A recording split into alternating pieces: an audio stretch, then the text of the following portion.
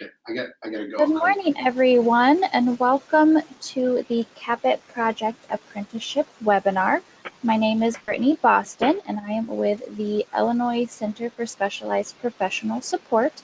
Before we get started, I do just want to take care of a few housekeeping items. All participants are in listen-only mode, so if you have a question or a comment, please feel free to either type that in the chat or question pane, or you can raise your hand and we will unmute you. There will be moments where we will go through questions and comments between the slideshow. The webinar is also being recorded and will be posted and shared with participants at a later date. So I will go ahead and hand it over to Whitney Thompson from the Illinois Community College Board. Thanks, Brittany. And we also have Jennifer Foster, Deputy Executive Director for the Community College Board, who will also be presenting as well from ICCB.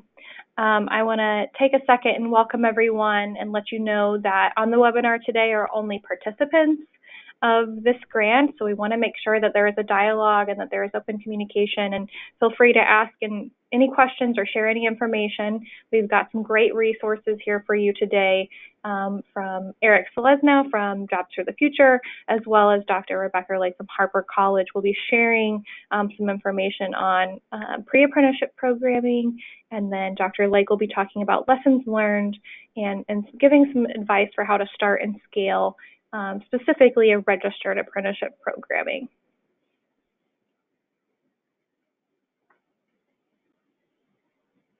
And at the end, we will have time for some question and answer, but please feel free throughout the webinar to type in the chat box or raise your hand. All right, first I would like to start off with talking about and sharing some information we have for you as it relates to common definitions. I think it's important that we all are on the same page with our terminology, especially as we work with multiple partners which are necessary for the implementation of apprenticeship programming. So last year, the Community College Board, in addition to several other education and workforce agencies and partners, developed and adopted a common career pathway definition, which includes those that fall under the work-based learning continuum. So as state agencies and partners, we've adopted common definitions for registered apprenticeship, which mirrors the U.S. Department of Labor's definition, non-registered apprenticeship, pre-apprenticeship, and youth apprenticeship. And so I would encourage all of you to use the Career Pathways Dictionary to gain a better understanding about some of the definitions and guidance that we have available for you. It's a great resource. So today we're going to talk about and just cover some of those definitions as it relates to this project. And because as you know, you are able to implement pre-apprenticeships, non-registered apprenticeships, as well as registered apprenticeships. And we have each specific college has a specific number for each of those. A registered apprenticeship is that employer-driven learn while you earn model. It is that combination of structured on-the-job training with related instruction often offered by the community college. And it is tied to industry-recognized skills and standards, leading to an industry credential, which is that registered apprenticeship certificate. Typically, the on-the-job training is provided by the employer, who hires the apprentice at the end of the program and pays the participant during the program, and those wages are incremental and increase along with those skill gains. And so the U.S. Department of Labor has described these as the 5 required components. 1 is business involvement. 2, the structured on-the-job training, again offered by the employer. 3, the related instruction, which is often offered by the community college. Rewards for skill gains, again, that incremental wage increase. And then the industry credential, the completion at the end of the program. And this is just a great graphic that shows and describes each of those 5 components that is available to you as a resource. Now, similarly, the U.S. Department of Labor has come out with its 5 hallmarks of quality apprenticeship programming, and this aligns directly to those 5 components, although there are a few small differences. One being mentorship, and the second being safety, supervision, and equal employment opportunity. And these are the quality apprenticeship hallmarks that are required for this customized apprenticeship programming IT grant.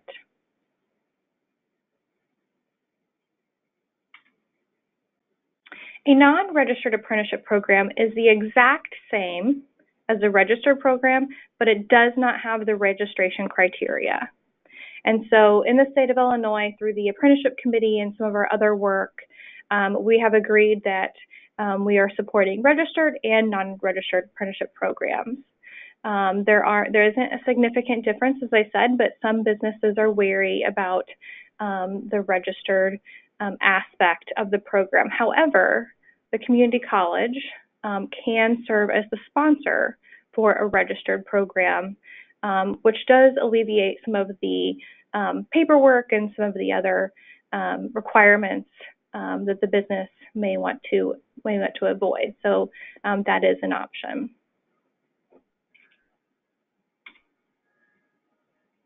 So I do want to just talk quickly about some of the flexibility of apprenticeship programming as it relates to the delivery of the apprenticeship program. So there are various ways that you can offer apprenticeship program, and I look forward to hearing from Dr. Lake on some of their programming options, but there are 3 main types. The first is traditional, where apprentices receive the instruction and the training throughout the program, often simultaneously. The second is front-loaded, where apprentices may complete the instruction before starting the on-the-job training, so whether it's based on a semester or 8 weeks. We have seen several different colleges utilize that approach. And the third is segmented, where the apprentice alternates between related on-the-job training and instruction. And as you can see below, there's and I apologize, this is kind of small print text, but you can see the delivery of the instruction in the on-the-job training. There are 3 different models that can be adopted. One is time-based, where there are a number of hours that the apprentice must complete for both on-the-job training and related instruction. The second is competency-based, which we are seeing a growth in, where they progress maybe at their own pace and develop and demonstrate those mastery of those skills. And then they're not necessarily required to complete a specific number of hours. And this may be best utilized for your incumbent workers. The third is a hybrid approach, which we have seen a growth in this as well. And this is using sort of a range of hours, but also the successful demonstration of the skills and mastery of these competencies.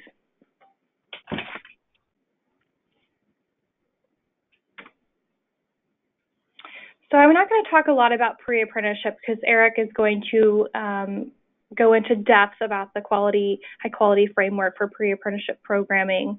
But I do just want to kind of hit on our definition as it relates to the Career Pathways Dictionary. So this is a program where there is a documented partnership with an employer, and it's designed to prepare those individuals to enter and succeed in a registered, non-registered apprenticeship program. So this is really where we're going to find the integration of the bridge and IET programming, which we will talk about here in just a second.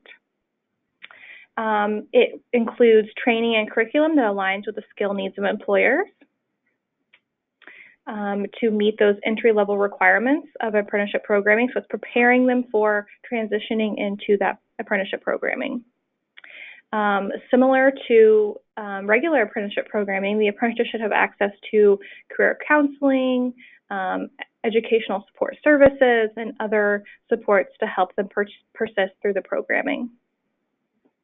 There should be hands-on, meaningful learning activities such as career exploration and career development experiences. Both are defined in the Career Pathways Dictionary and include a range of options, so I encourage you to utilize that. And then again, upon successful completion, there has to be a transition point, an opportunity for them to move into a registered or non-registered apprenticeship program. And often we see a best practice that they receive some sort of preference for enrollment because they've completed the pre-apprenticeship.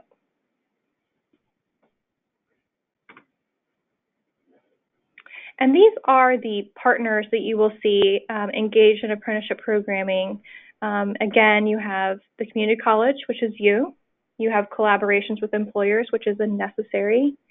You have community-based organizations who often offer the support services needed to help these apprentices persist through programming. You have your relationships with your local workforce boards, which may connect you to employers, but also other services through Title I, Title II, and other opportunities. Of course, your adult education providers, that is a strong basis for this specific grant project as we think about the integration of adult education, career and technical education, and our engagement with employers.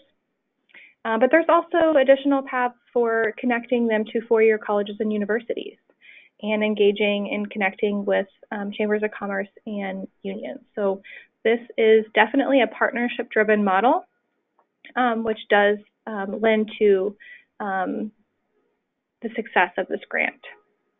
All right, at this point, I'm going to open it up for questions. And if there are none, we're going to turn it over to Jennifer Foster, who is going to talk about incorporating apprenticeship programming into a bridge or IET.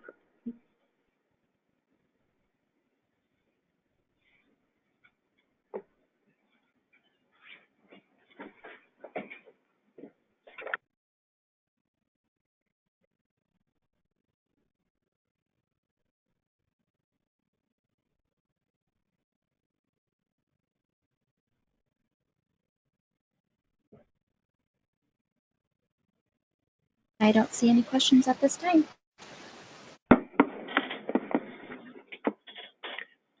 Okay, so we'll get started.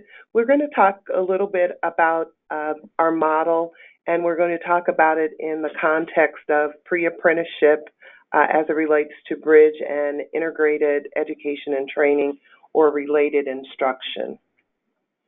As you can see on the screen, there are three different, this is our overall program model for our CAPIT grant.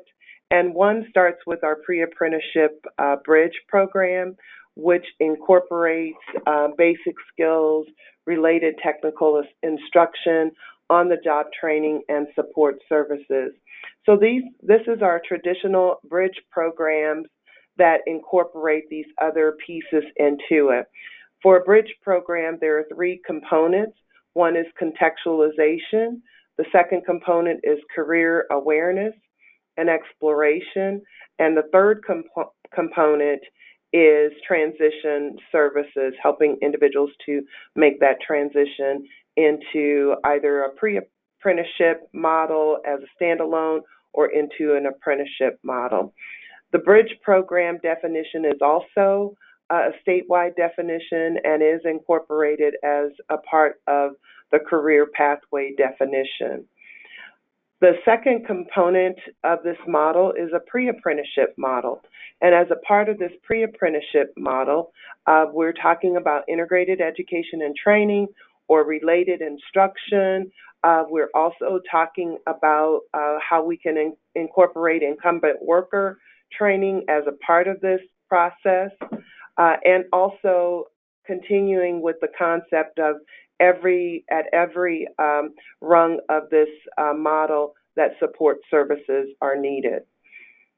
The last component is our apprenticeship model, in which Whitney has already talked about, and making sure that this earn and learn model, working with incumbent workers again, also making sure that there are some sort of technical skills, industry recognized credentials, as well as any short-term college certificates can be awarded.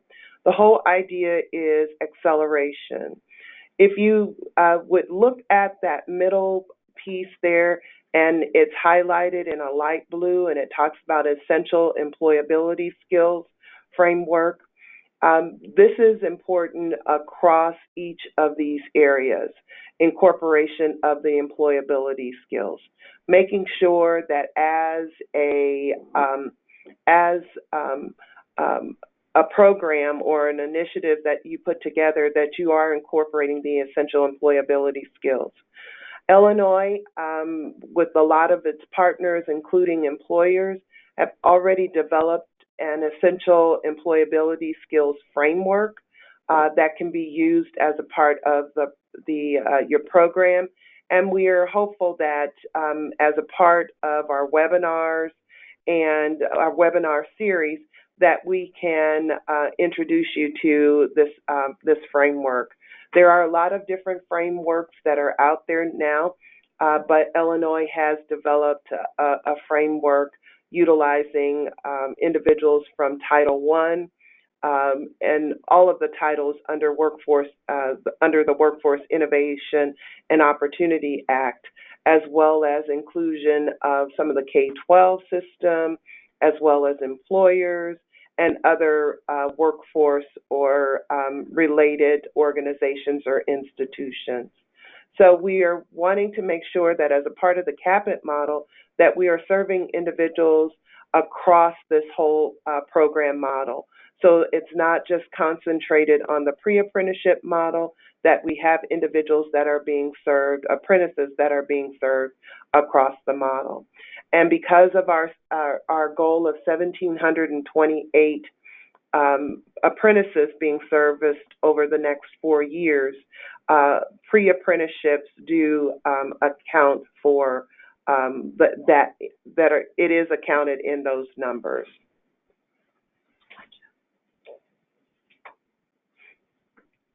All right, we're going to switch slideshows quickly, so give me 1 second.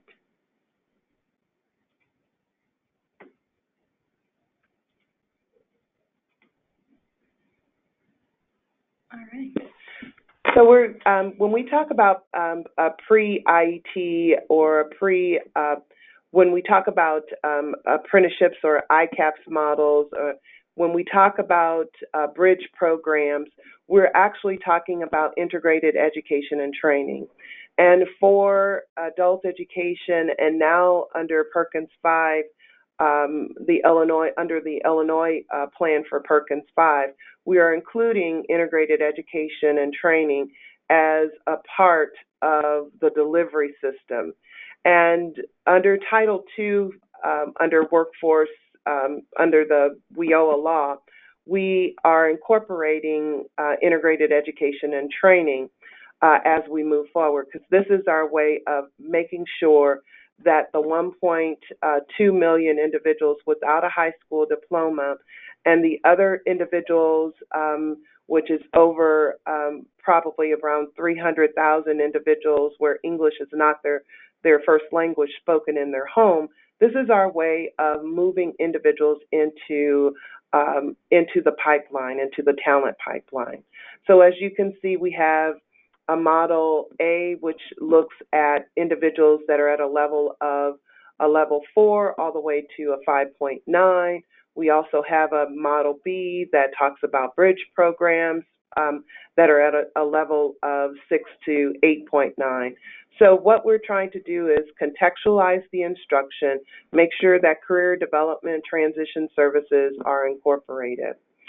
As you move over to the right-hand portion of your screen, the ICAPS model, there are 2 models under integrated education and training, which we're considering a pre-apprenticeship. So if you remember back to the model, the pre-apprenticeship bridge program on the left side of your screen correlate with that pre-apprenticeship bridge program. On the right portion of the screen, it could be either the apprenticeship model or the pre-apprenticeship model as a standalone. There are 2 models here. There is one model that deals with the credit side, and the model 2 that deals with the non-credit. So either one is acceptable, but we want to make sure that industry recognized credentials transferable college credits, stackable credentials are a part of what is happening. The curriculum has to incorporate employers as a part of it, and if you're working, this model works very closely with career technical education, as we are, I said it right the first time, career and technical education. So as we look at Model 1, it infuses CTE as a part of the discussion. Model 2, making sure that we're incorporating employment opportunities as well as industry recognized credentials. The rest of the texts that are listed on those in those particular models are things that we've already discussed as a part of the pre-apprenticeship model that we have. So these models really correlate very well in terms of how we want to make sure that if you have 1.2 million people in the state, and what we're hearing is that there are not a lot there, even with the graduating classes of our high schools, that's still not enough individuals to fill the jobs of today or in the future. So we need to capitalize on this adult market here. I think we've talked a lot about a lot of these things, so this is just sort of a summary of what we call the pre-bridge and Model B pre-bridge. And also, as we're talking about the Model 1, we want to emphasize again that Model 1 of the integrated education and training is college credit, but it does incorporate some industry recognized credentials if your particular college has incorporated those industry credentials as a part of the training component, which that is supported by the ICCB. Model 2, again, it's a lot of the technical workforce training. What we do ask is that there is some articulation with the community college system for the possibility of credit. So if an individual re-enters a college and wants to continue the studies or the training component, that they do have an opportunity to pick up credit there. So as you can see across each one of these models, either under the pre-IET or the IET models, there is a strong emphasis on technology skills, comprehensive student support, those employability skills kind of transfer across areas. All right, thank you. So we can open it up for questions now, and in the process, Brittany, if you want to switch it to Eric's slides, that would be great.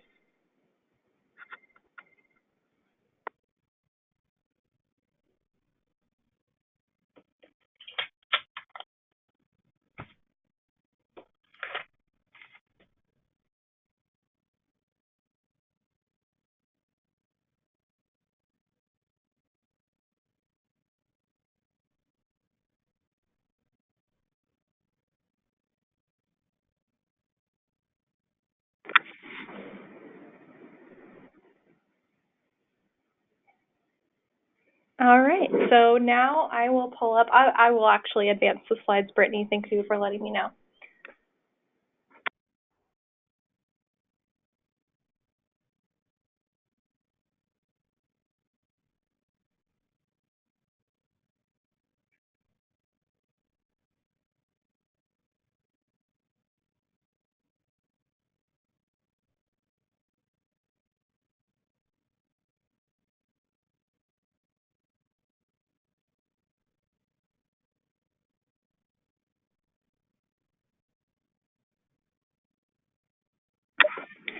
All right, Eric, Brittany, can you see my slides? Absolutely. Okay, Eric, whenever you're ready. Okay, thank you. And Jennifer and Whitney and Brittany, thanks so much for putting this together, and thanks everybody for making the time to join it. join this webinar. My name is Eric Selesnow, and I'm a senior advisor at JFF, formerly known as Jobs for the Future. I'm in our Washington, D.C. office. JFF is a large national nonprofit that works in the education, workforce, and training intersections. Many of you may know JFF. We work probably in about 40 states. We work with 9 through 14 career pathways, post-secondary success, opportunity youth, work-based learning, and I lead our newly established Center for Apprenticeship and Work-Based Learning, and I'll be talking about all that momentarily. But I do want to commend the slides that we've seen so far that's so clear about delineating the pathways, the accomplishment on those pathways, how they feed into one another, and just to lay an apprenticeship framework over that, having those pathways makes it much easier to do that. They're built in. So I'm going to talk a little bit about our recently released essentials of high quality pre-apprenticeships, where we built on some basic DOL guidance, but felt that the field needed a little bit more information on that. So we'll be talking about how to incorporate that and use that with the excellent pathways that you've already seen today.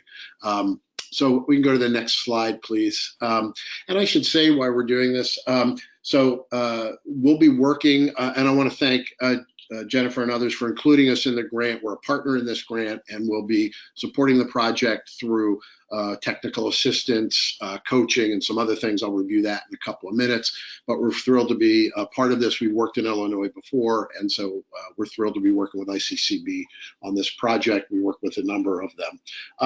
So that's about JFF. I just told you, big nonprofit. We do government grants and contracts. We do philanthropic work. We do a great deal of work in the apprenticeship space. We're working with workforce boards. We're working with AACC and their 53 community college project.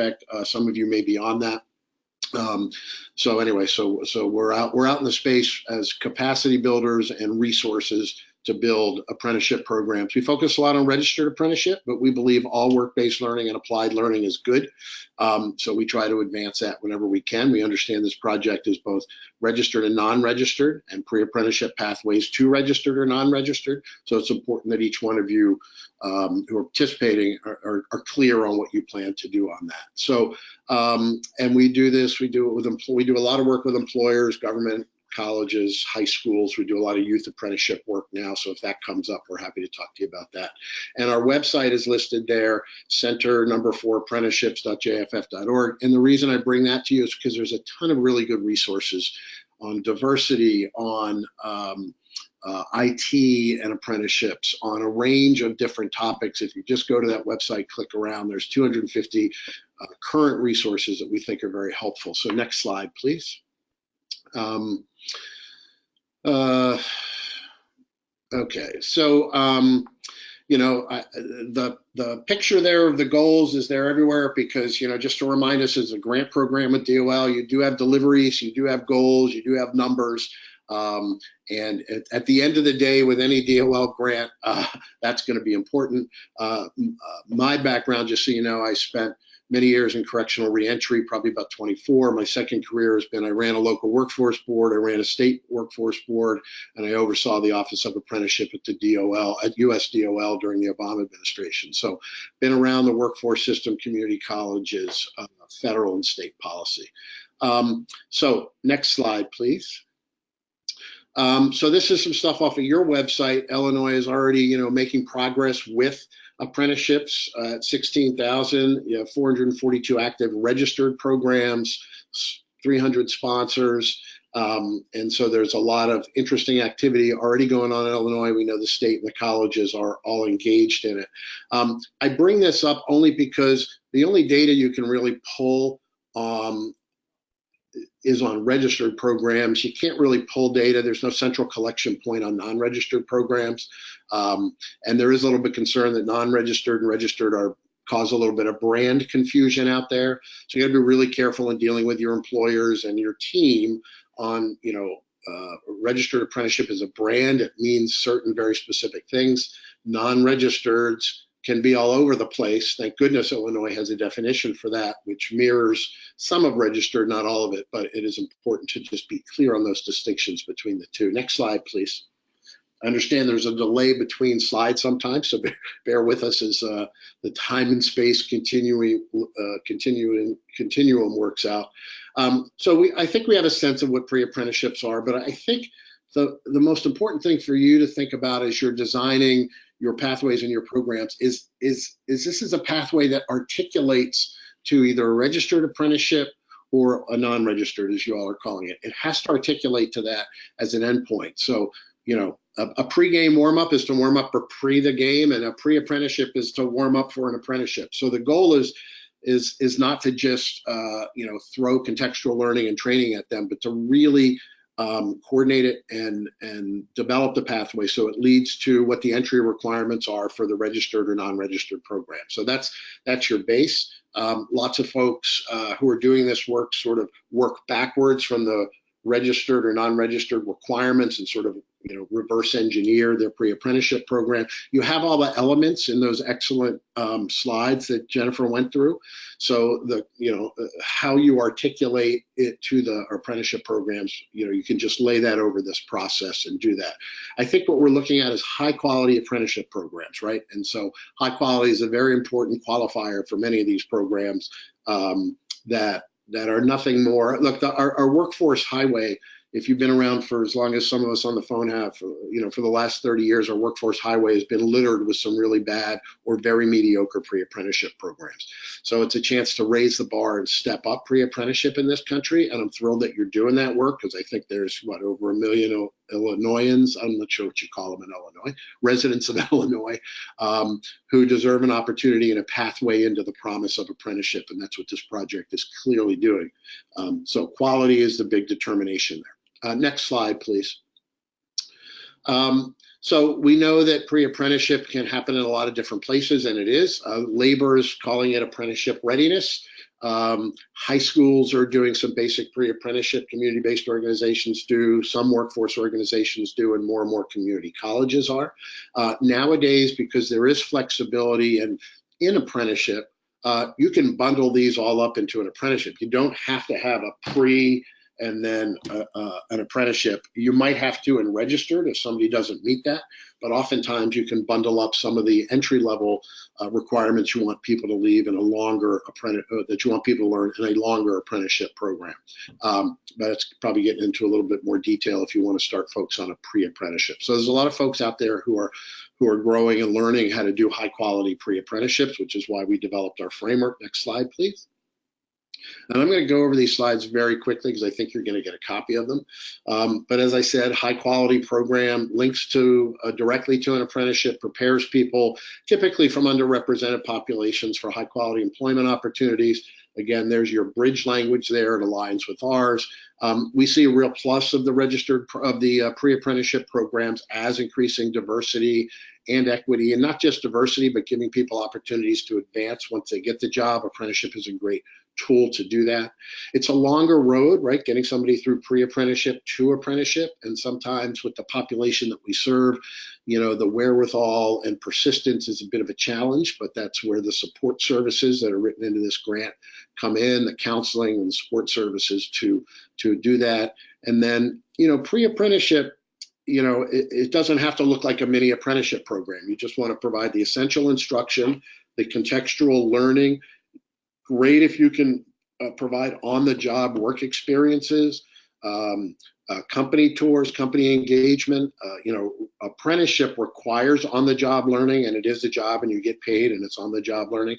With pre-apprenticeship, you may not have that. If you can build it in, if you can build an internship in, a work experience in a pre-apprenticeship, that just supports and improves it. It's not a requirement, but it certainly helps getting people experience and advancement in the field. Next slide, please. And Whitney, you might have to give me the hook if I run over too much. I'm going to go over these next slides very quickly because we'll send them to you. I think a lot of them are self-explanatory. I think we're also going to be doing a deeper dive with you all in early December. Maybe Whitney can tell a little bit more about that, and I can certainly come back to some of these issues in early December. So, you know, the key about, if you're going to be talking to students and, you know, adults or young people about apprenticeships, you have to talk about and educate them in counseling on the transparency regarding entry and success requirements, that they have an understanding about that. The pre-apprenticeship certainly has to be aligned with skills. You mentioned that in your model. You've got to know what your local employers are looking for. Many of you are doing sector work, or you're partnered with others in your community doing sector or career pathway work. All of that work needs to be informed by your local and regional employers, and certainly you want to do the same as you design your pre-apprenticeship programs. You know, it's great if a college develops a program, but it's even better, you know, it should be informed by industry and business of that local labor market. Ideally, in a pre-apprenticeship, you want to get them an industry recognized credential in that. And again, you know, if you participate in a registered apprenticeship program, you automatically get a credential upon completion of that program. Certainly, if you can write credentials in or plan credentials in either a pre-apprenticeship or a registered and non-registered, that's even better to have those. You want to focus, as I said a minute ago, on hands-on activities and work-based learning. So, you know, with registered apprenticeship, you want somebody to have a full-time job, or really just about any apprenticeship you do. With pre-apprenticeship, gee, if they can even get a day a week working on a job site somewhere or getting that experience through hands-on learning, it really strengthens the program. And certainly with a lot of these learners, learn by doing is an excellent way to approach this. The supports for the academic work, the career exploration, the wraparound supports, and then of course we say, you know, we focus largely on transitioning into registered programs, but we also say our other high quality apprenticeship opportunities. So organized and structured pre-apprenticeship that lead to registered or non-registered. So be very clear what people need in their transparency, what they need to succeed, what they need about the program. Next slide, please. We're just going to flip through these pretty quickly, Whitney, because they're all, I just reviewed most all of them. You know, when you're aligning with the skills, consider what these local employers want for soft skills, technical skills, and basic credentials. Next, please. Right, we talked about, you know, integrating in some sort of industry recognized credential. Next, please. So this just drills down a little bit deeper in what I just talked about. But the hands-on learning focus, again, I spoke about. Also, you know, look, one of the biggest issues, like I worked with some difficult populations over my career. One of the biggest challenges, I think, with folks with lower educational levels, lower work histories, is understanding workplace culture, understanding all of the employability skills that Jennifer was referring to earlier, getting to work on time. You can do all this great work in the classroom or work, but unless people, you know how to set their alarm, take the bus to work, understand the culture, you know, how to call in, who to call when they have to be in sick, when they call in sick, all of those are really critical parts. And I would contend, as many as I'm sure you do, that it's almost as important as the occupational hard skills that they learn. Next, please.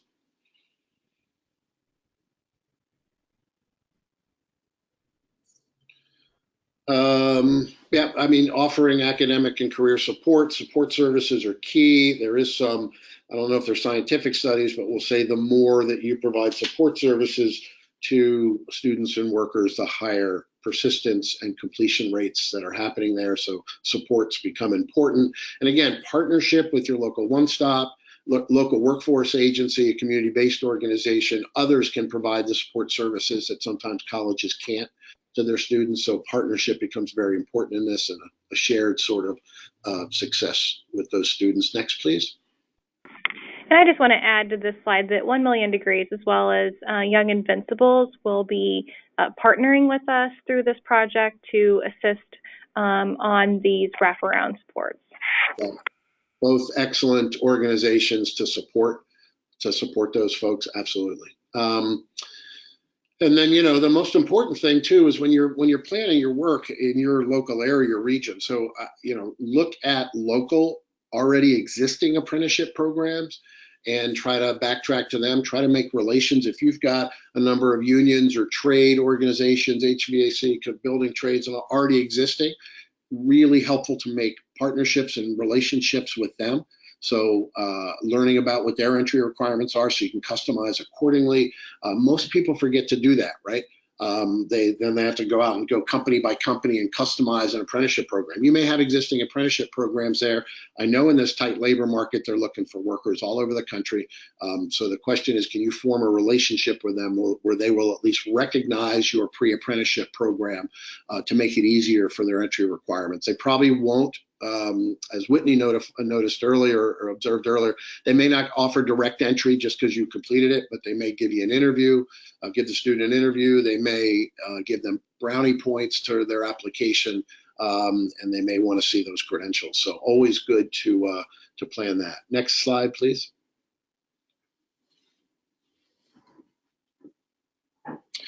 Right, so a couple of states, and we have a full webinar on this on our website if you want to look at it, if you haven't gotten enough webinars lately. But you know, the Department of Labor provides some guidance, a training and employment notice 1312 and training and employment guidance 1360, and you know, feds speak for guidance to the field. Basically, pre-apprenticeships do not count in the apprenticeship world. Typically, more and more states are starting to either recognize or register high quality pre-apprenticeships. Pennsylvania actually registers them if they meet some conditions. Ohio recognizes them. Wisconsin has a framework. I think Illinois does too. So it's really great to get your pre-apprenticeship recognized by the state. It means it's meeting certain quality standards, and we all like to have quality standards met. So more and more states are doing that, and the feds are probably headed in that direction, although they don't have official policy yet of how they're going to recognize pre-apprenticeships. It's not in the federal law, which is why they don't have it, but something they could add. So anyway, so formal recognition of high quality pre-apprenticeships is a good deal. And certainly some sort of certificate of completion from you all for that also becomes an important thing, whether it may not be an industry recognized credential, but it's certainly important to verify that and confirm that. Next slide, please. Wrap it up in a minute or two. Next, please. So as a partner on this project, I'll just go very quickly over some of the things that we'll be offering over the next 4 years. But, you know, we want to provide support to the learning community. We have targeted and general technical assistance, coaching, advising, and training on all phases of apprenticeship, whether they're registered or registered. We'll provide a couple of webinars. We'll do individual coaching or consultations as needed. We have a range of experts at JFF who can help you with some of those things. We will have some virtual recorded and written resources for you, and some of them are already available, but we're doing a quick write-up on the requirements of sponsorship, details on registration, and just details on quality programs. And we'll help with some replication and scaling the project, helping you all get connected to more employers to drive 200 new apprentices. So that's our overall bit of work. Next slide, please.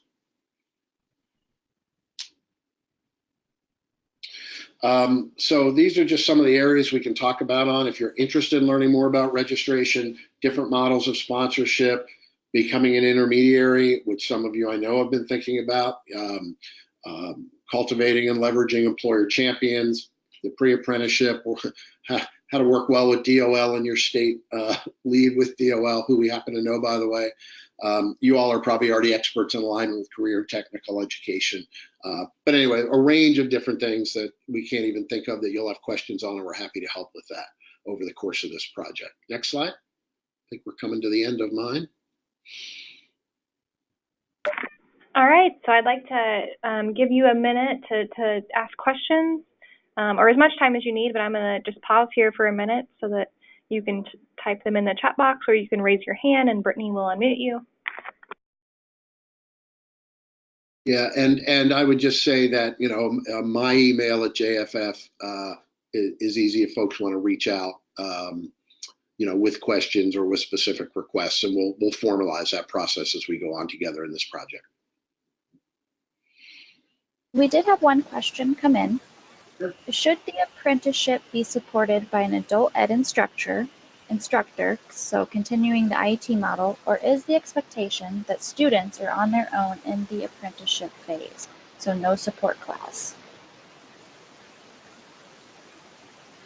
I'm not I don't know if that's intended for me or not, but I'll take a first crack at it. I'm not really sure of what the question is. I think, you always, if you have an apprentice, they're on the job working and making money. They should be doing concurrently some sort of related technical instruction. You can set that up differently, but that's the typical model. So there should be some sort of support for that student. They're either connected with the college, they're getting support and mentorship through their employer, because on-the-job learning means you get on-the-job supervision and mentoring. So there's support. And then, you've heard there may be some other support available through these community-based organizations. But I mean, I think the short answer is yes, you want to support folks, whether it's pre-apprenticeship, through registered or non-registered support's an important part of that. Yeah, and I just want to echo Eric's comments there that yes, if you are doing the pre-apprenticeship programming and you are utilizing an IET as a part of that, yes, you should be doing and following the model of the IET.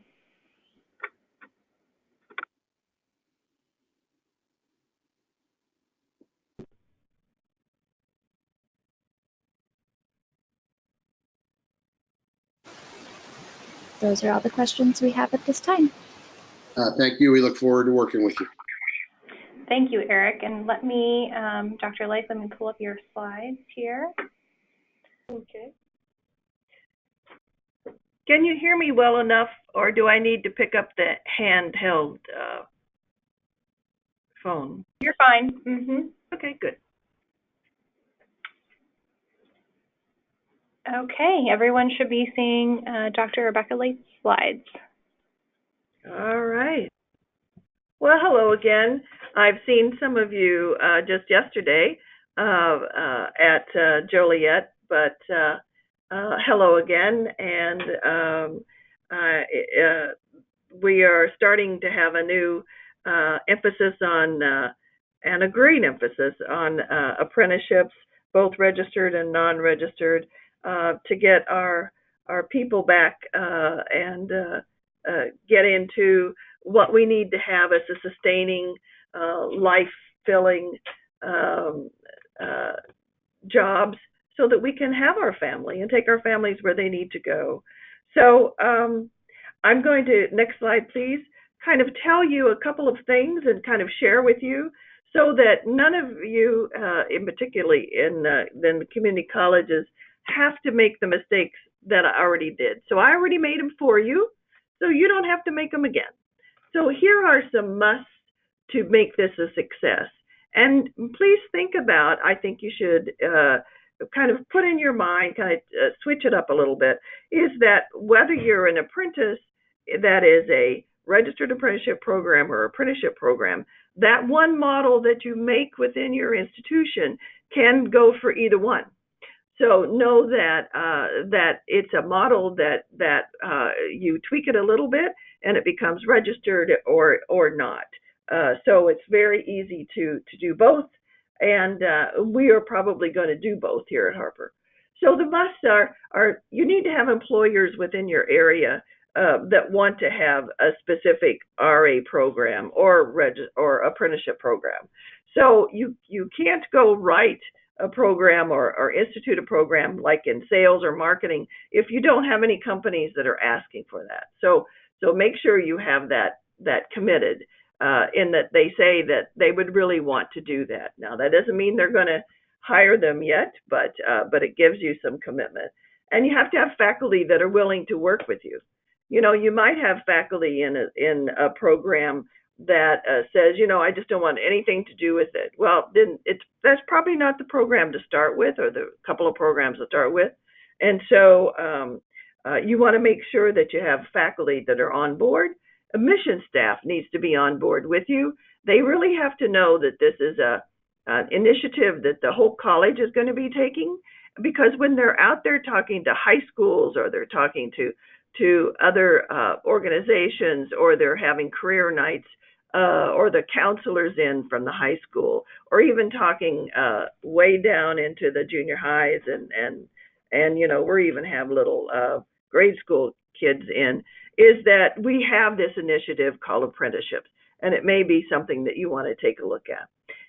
You also have to have a champion, and I laughingly say that champion needs to have a backbone, and needs to be able to really direct this and have a staff that wants to do it and believes in it. And then lastly, but certainly not alone in this, but the presidents and your vice presidents need to actively support this, not lip service only, but actively put it in the strategic plan. Everybody at your college needs to know that you're focusing on apprenticeships. Next slide, please. Because the more you're all on board with this, the better it's going to be. So you can stack this deck to be more successful. And you need that champion and the team who own that college initiative vision. If it's just put on another dean or someone that they just kind of have it and just kind of do it a little bit, it's never going to work. It's going to be stalling out and kind of dying on the vine. But you need to have a staff and a team who wants to do this that will promote and maintain that focus of the college programs that encourages creativity and innovation. Think of this as a way that you can do a lot of innovation that you've wanted to try or somebody has wanted to try to streamline some things so that you might be able to find even better ways to do stuff. That you want to ensure that you always have the frequency of CQI, which is continuous quality improvement. We do it after every single semester. We ask not only the apprentices, but we ask the faculty and we ask the company, how are things doing? How did this semester go? Are there things that you want to change or not? Or were there ideas that you had? But we're always making those tweaks to make sure that the process is doing very well. And then we want to make sure that how to stack that deck is to motivate the apprentices.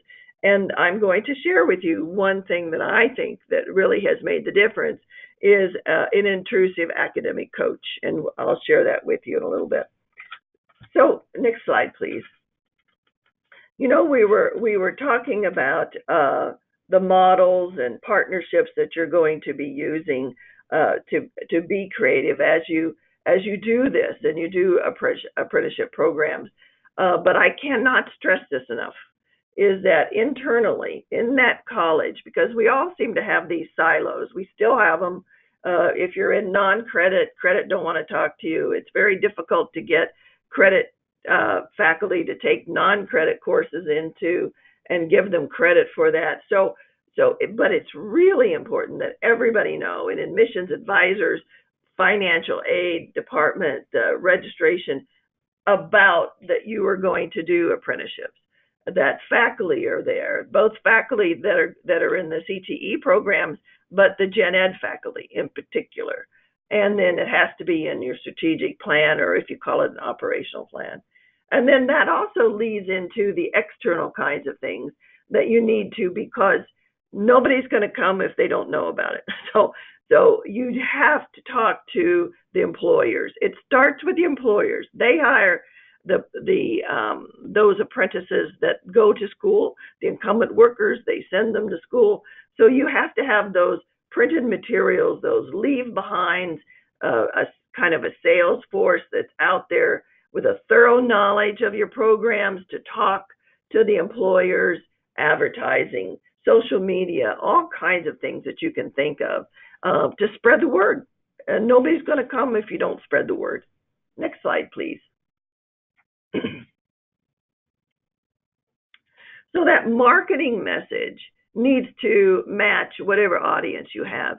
We have the first Tuesday of every single month is an information session for those who are potential apprentices. And we're finding that they're not just the guys and the young men and women right out of high school, but also those career changers and even incumbent workers. Our age goes from 18 to 59. If I had an employer that hired somebody who was 60, it would be 18 to 60. Our companies want to make sure that they have 18-year-olds for right now. In some states like Georgia, et cetera, they take them younger, but the companies that we're working with don't want to at this time. So those marketing messages need to always match your audience.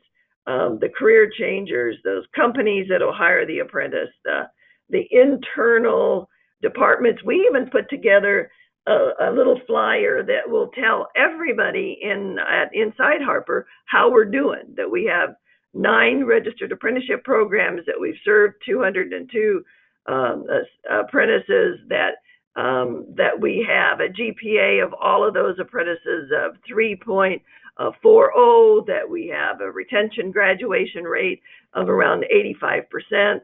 So we share that kind of wealth with everybody so they know, as well as legislators and associations, high schools, universities. You need to get, I cannot tell you enough, but you need to get that word out, that you're here, that you're doing apprenticeships, that you are making sure that you are responsive to your employers as well as the potential apprentices. Next slide, please. And as you look at this, I've kind of put this in a little Venn diagram. It's the apprentices in the middle, but you have to have the idea of what apprenticeship program, and as you start this, what apprenticeship program are you going to use? What couple are you going to start? What is that community and that company outreach? What's that going to look like? And then the academic coaching and involving the faculty in as you move forward. So next slide, please. So when we think about, as you go out and talk to employers, because this will not happen without employers. Employers are key, is that you have to talk to them about what are their benefits. So not only do you go in and sit down and be quiet and ask them, what can your college help them with? Essentially, it's discovery, it's listening. What are your pain points? Those kind of things. How are you doing? I love your place. Can I have a tour? All kinds of things like that. But you've got to be able to go through, here's the benefits of apprenticeships for your employees that you're going to be hired. And as you can see, there's a lot of them, but they want to know, what is the return on investment? Because these guys are all looking at, how do we grow this? How do we retain them? How much do I have to pay? All those kinds of things. And you can show them, you sit down and show them that you get to not only reduce turnover and grow your own talent, but here is that you don't pay them as much as you would pay somebody who knows everything. You pay them less. You keep them on, you have a little contract to keep them on a couple of years afterwards. So essentially you might have them for 4 or 5 years after for the apprentice. It really does help them. And you get to have your own mentor, train them the Zurich way, the Abbott Rubber way, the Scott Forge way, so that the apprentice is truly working for you. But your job as you go out into the community is to really educate and sell them after you talk and understand what they need about the benefits of apprenticeships for those employers. And please tell them this is just one tool in your toolbox. You don't change everything, but just try it once and see how it goes. We found, next slide please, we found that over 67% of those 54 companies that we're working with are returning and taking different kinds of apprenticeships, because we have 9 programs. So they're maybe taking not only the one in insurance, but now they're taking the one in banking and finance, because they want somebody to work in their finance department, for example. Benefits to the apprentice: when you're talking to them, you have to be able to not only share with them what is an apprenticeship, but these are the kinds of things that the winning situation for them when they graduate. They have employment. They have employment from day one. They are employed, and what they're working at is their schedule is made so that they can, for example, the white collar registered apprenticeship programs that we have. You might want to schedule them this way, which is they go to work Monday, Wednesday, and Friday, and they come to school on Tuesdays and Thursdays. Or you might schedule it some other way, but they need to have both that. I think Jennifer and Eric kind of alluded to this, is that you need to have this kind of integrated contextual learning, which is going to school and learning those kinds of things and then taking them back and working with the mentor so you get it right for that company. They graduate, ours are mostly associate's degrees, but it could be any certificate or a number of courses that are together. It would be good if it was based on a certificate that you already have. Don't rewrite this, don't reinvent the wheel. Make sure that you take it from, my suggestion is for what you have, like advanced manufacturing. Like, we will never do automotive because we don't have automotive here. We couldn't afford to do it. But what do you have, and what faculty are ready to work with you? We build in credentials, NIMS credentials or insurance credentials into those associate's degrees. And they graduate obviously with zero debt. There's no debt at graduation. And they already have 2 or 3 years experience at the companies. Our programs are either 2 or 3 years long.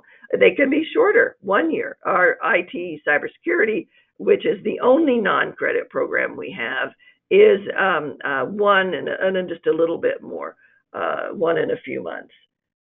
Next slide, please. So you can, as you listen to me with my cracky throat, so I apologize for that, but that you can design these any way you need to, but we have tied them on to associate's degrees so that they can go ahead and take them to wherever their career may lead them. So start to select your programs, whether they're registered or not.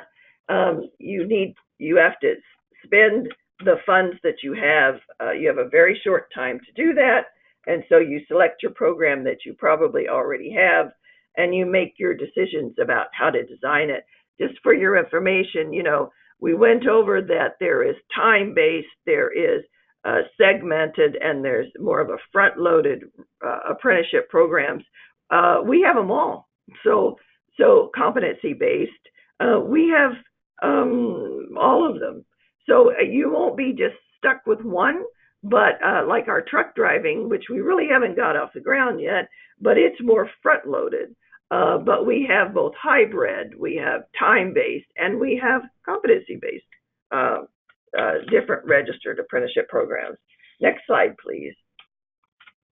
You got to be creative, you got to be nimble, but think about how to do this.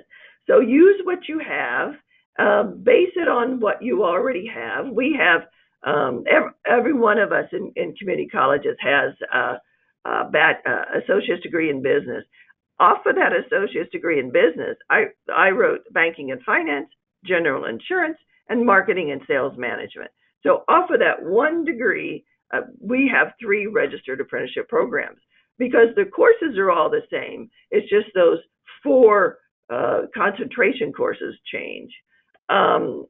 Do you want to have it when you talk to your employers? Because I always bring them in and set them around the table as we first start to write one of these registered apprentices.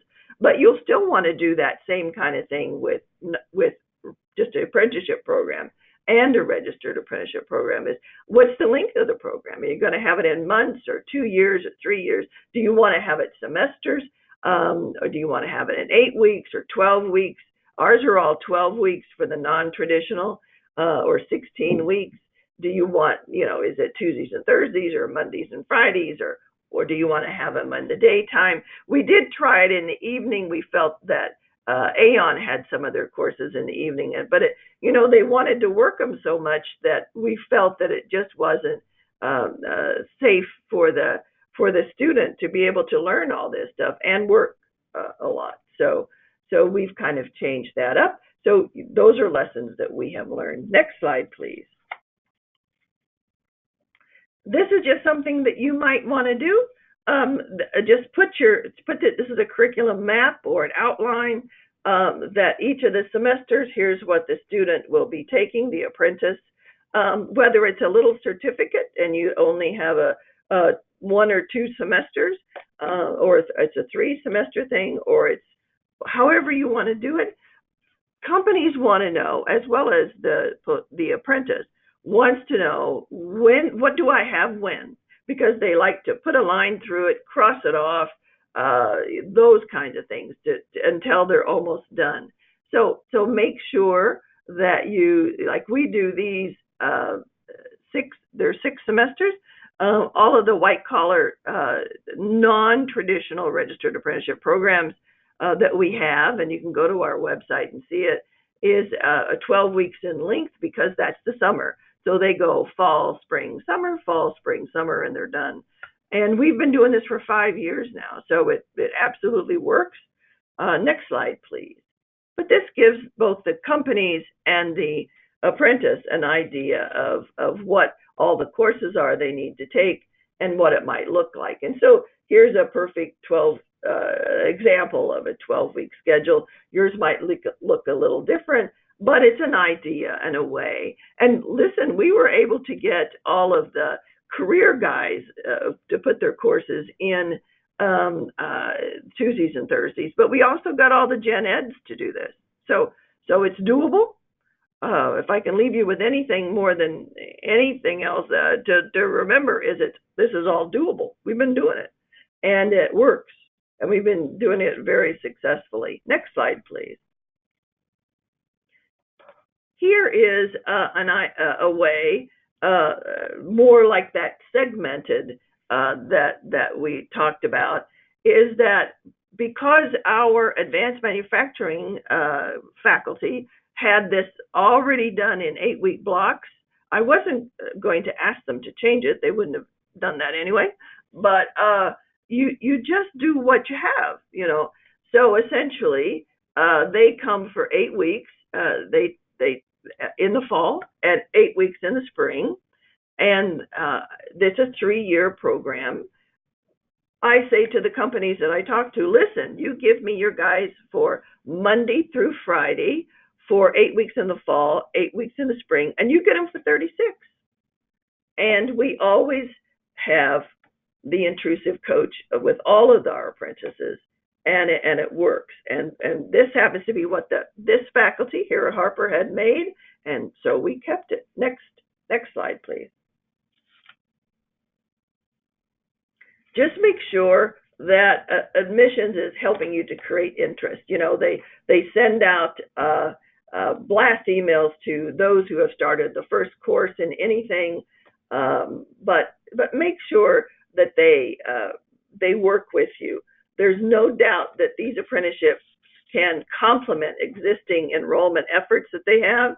And here's what we have found, is that those individuals that are college ready to go in these associate's degree programs, so that means they can read and write and do math at a college level, is that if they don't get hired and go into an apprenticeship program, they're still just absolutely ready to come into college, because we make everybody fill out the FAFSA form.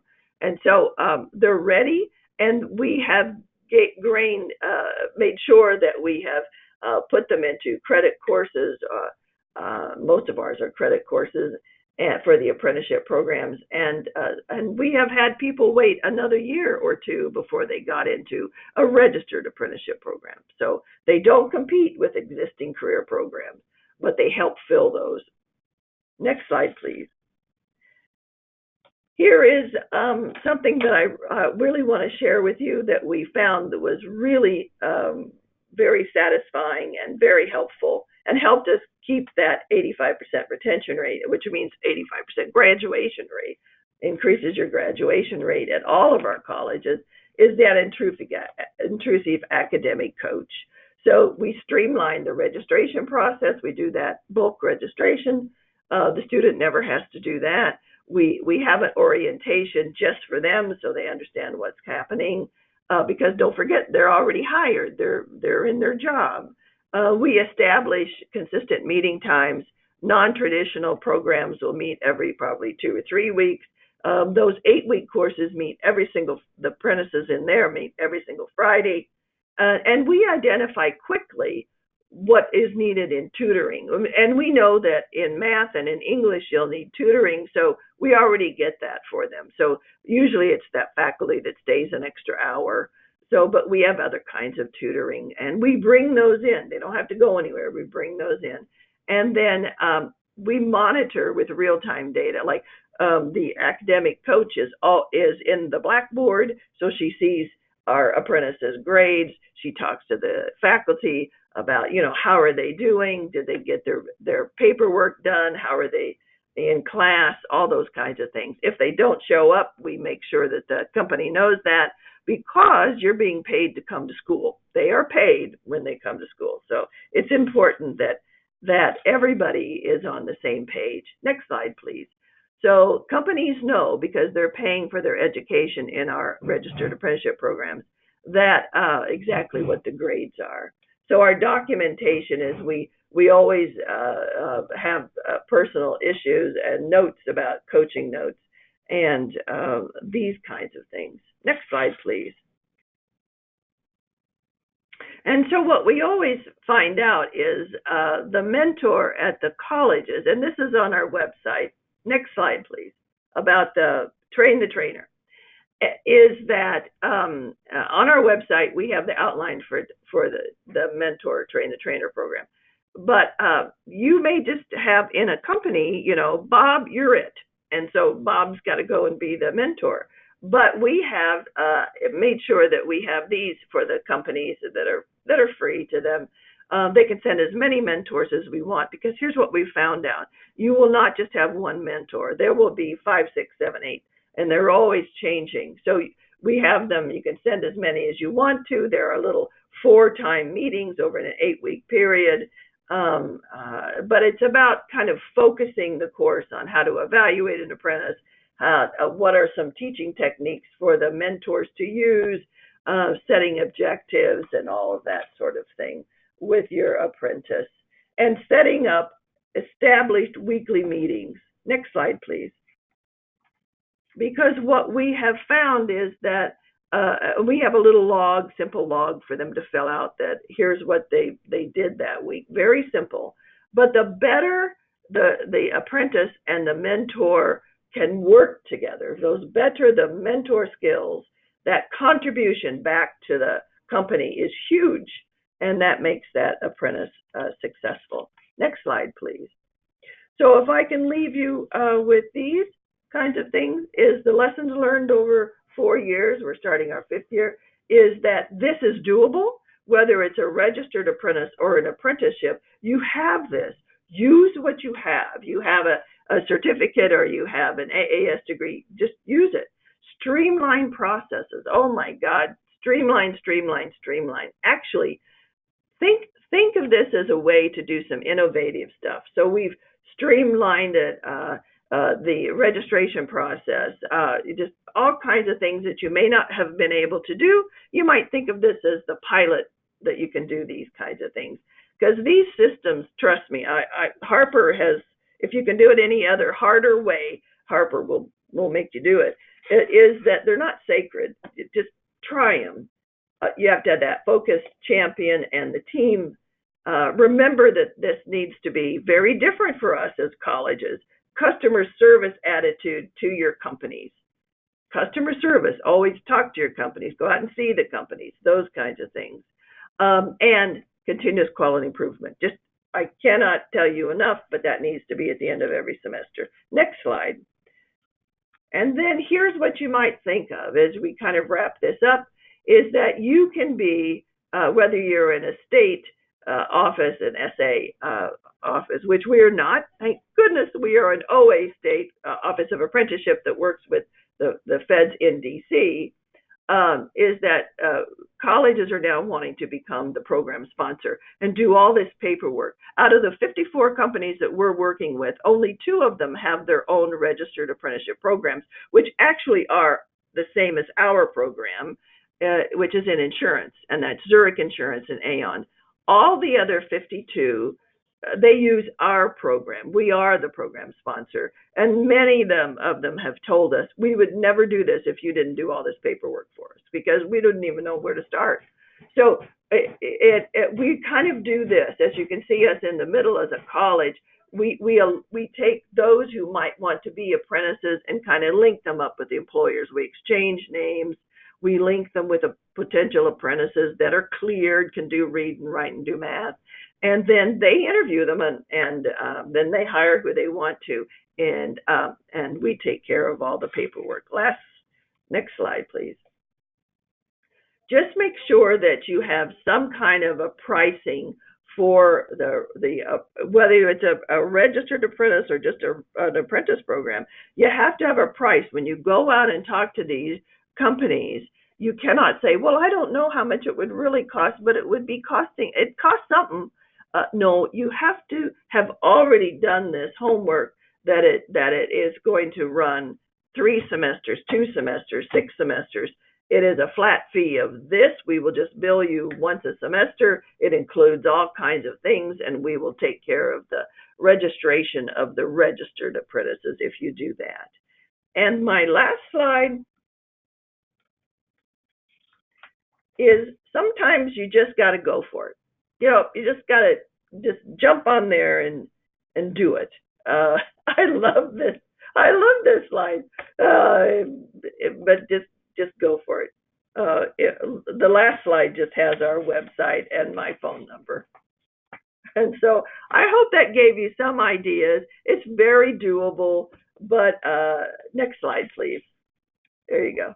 Our website is up there, and everything should be a Word document. You can use it all. You can change your name. We see many of our documents out there, and please feel free to do that. We've got contracts. We've got fact sheets. Just use anything you need. But it is that model, that internal model that you design, is easy to be used either for registered apprentices or programs or apprenticeship programs. So if you need anything, you know where I'm at. But it's been my pleasure, and thank you. Thank you, Dr. Lake. Now I'm going to open it for questions and comments. We have about another 10 minutes, and we have no more presentation slides. So this is your opportunity to ask questions. And again, I just want to reiterate, this is just the participants of this grant on the call, so it's a small group, so save space.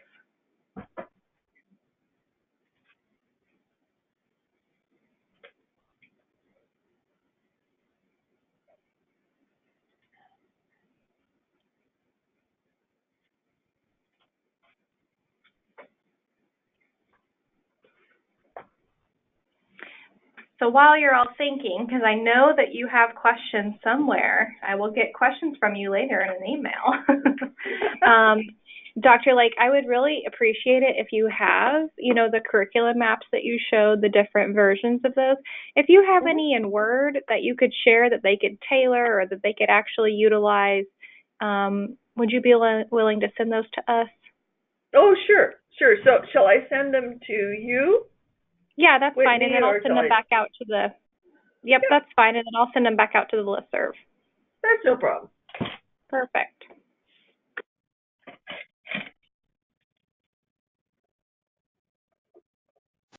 We have a question for Dr. Lake.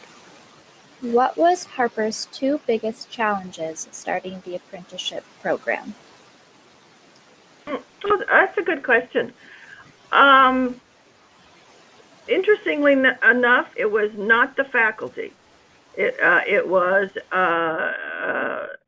getting the companies to what I call drop the dime and decide to hire an apprentice, because this is different. They usually say to you, if you say, I want to go to school, they'll say, well, you work 40 hours a week and then you go do it on the weekend or the evening, we're not paying for anything. But this was very different. So when you're talking to companies, you must make sure that you show them the return on investment, which means they've saved money on the salary. and so they can put that to the education. They've saved money on not putting the advertisement on Indeed, so they saved that. They have built in a person that does not turn over for 4 to 5 years, so they've saved that. So you have to show them that they've saved it. And then they have to be ready internally as a culture to change, in that they have to agree to schedule their and pay for their apprentice to go to school. So they pay them 40 hours a week, but they pay them to go to school Tuesdays or Thursdays to get an A or a B. And that was it took a while to get that going. So you're going to have to do that. The other thing that we did not do well, we did, but we're better at it now, is that we didn't share across the entire institution of what we were doing in registered apprenticeships. And so the admissions got it. The advanced manufacturing, and the woman who was the program coordinator of associate's degree in business for the insurance, she got it. But like the gen ed faculty didn't really get it. Not too many of the other deans got it. The registrar got it because it's a revenue stream. Truly, it's a revenue stream. But a lot of the other people didn't get it. And we didn't put it in any strategic plan or operating plan till about the third year. So you have to really talk and listen, and you need to go out there and talk to companies. They're not going to come to you. You truly need to have that customer service feel with the companies. And then the other thing is, everybody inside needs to be on board, or at least know that there's registered apprenticeships. So those are the two things. Yeah, Rebecca, this is Eric. I would echo everything Rebecca said. I think that most of the startup problems in many colleges we've talked to are, it's that employer engagement, getting the employer input into the process. And the other thing that people need to be prepared for is sometimes it can take an employer 6 months to a year to decide, as Dr. Lake would say, get off the dime. But it's sometimes you got to work with them over 6 to 12 months to get them to yes, right? And one of your best allies in doing that is finding an employer who already does it, because they're the best spokespeople for it. But that's frustrating for many folks. You just got to stay at it, listen to the employers, keep going back to them, and to help them out. Yep. Whitney and Jennifer, I believe this next question is directed to you. Can high school students who are enrolled in a dual credit Google IT course be counted as a pre-apprenticeship program for the CAPIT grant? No. So while this grant, you can work with high schools as you think about that transition to college and transitioning into registered or non-registered apprenticeship programming, but you can't utilize high school students as toward the count of this grant. This grant is focused on the low-skill adults, veterans, individuals with disabilities, and all of those other target populations, incumbent workers, and really focusing on the model of the integrated education and training and bridge. So yeah, you can build the pipeline, but utilizing high school students is not allowable. But this is Eric, and outside of this grant, we have a few other projects where we'd be happy to talk to you about that, related to the Google IT certificate and pre or apprenticeship. So we're happy to talk to you about that outside of this grant.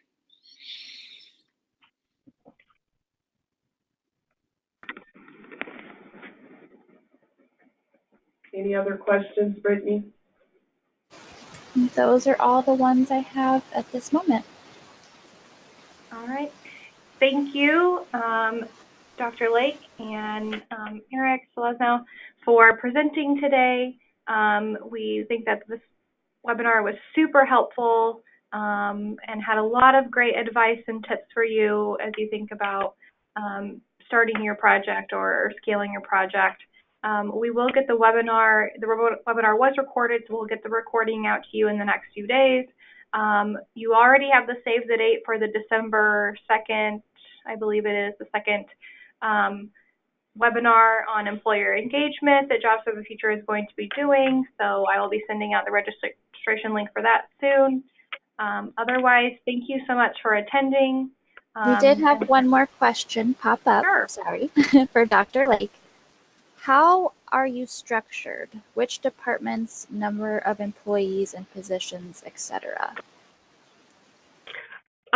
We are in workforce and economic development, which is on the non-credit side of the house. It's truly important where you put this, and I have 3 people working for me, and now full time, but I have the AAI grant. But you could jury rig this by having an advisor. Perhaps doing some of the, maybe 2 days a week, doing some of the intrusive academic coach. You would need a person to help go out and talk to the companies. We have some part-time people that do that because the more feet on the ground outside talking to companies, the better this is going to get and the quicker this is going to get off the ground. But we work well with the academics side, but it's really important where you put that team, and the team's got to have a nice relationship with academics. If you put it in academics, then from my point of view, it's very difficult to do those non-credit kinds of things. But it's up to your college where to put it. But I've got 3 people working for me and 4 people that are little part-time contractors out talking to companies. And I talk to companies too. I mean, we all do.